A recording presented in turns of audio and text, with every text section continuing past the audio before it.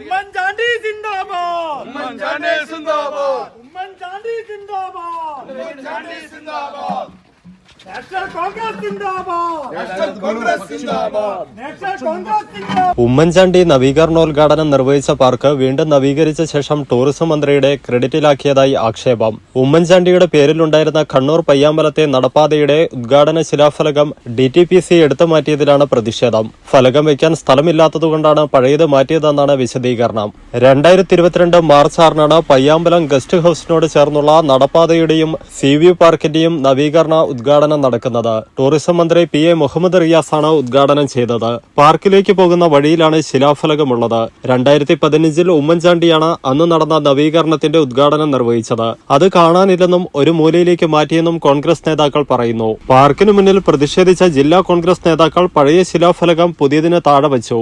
2 ശിലാഫലകം സ്ഥാപിക്കാനുള്ള സ്ഥലമില്ലാത്തതുകൊണ്ട് നവീകരണം നടത്തിയ കരാറുകാരായിരിക്കാം പഴയത് മാറ്റിയതെന്നാണ് DTPC പറയുന്നത്. ഉമ്മൻചാണ്ടിയിട്ട കല്ലിനെക്കുറിച്ച് ഇടത് സൈബർ കേന്ദ്രങ്ങൾ പരിഹാസങ്ങൾ ചൊരിയുന്ന കാലത്താണ് കല്ല് പിഴുതുള്ള ക്രെഡിറ്റ് എടുക്കൽ. നിങ്ങൾക്കെതിരെ ഉയരുന്നു കോൺഗ്രസിന്റെ പ്രതിഷേധം.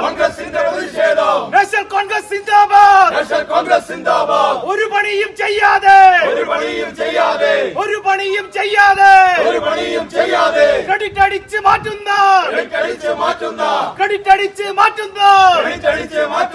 റീൽസ് മന്ത്രി മരുമോനെ. നിങ്ങൾക്കെതിരെ ഉയരുന്നു യൂത്ത് കോൺഗ്രസിന് പ്രതിഷേധം.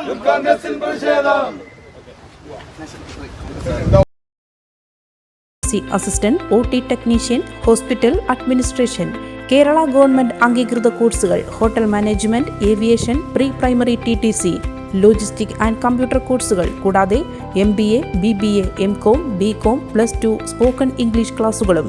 അഡ്മിഷൻ തുടരുന്നു. കേരള കോളേജ്, പുതിയ ബസ് സ്റ്റാൻഡ്, ഇരിട്ടി.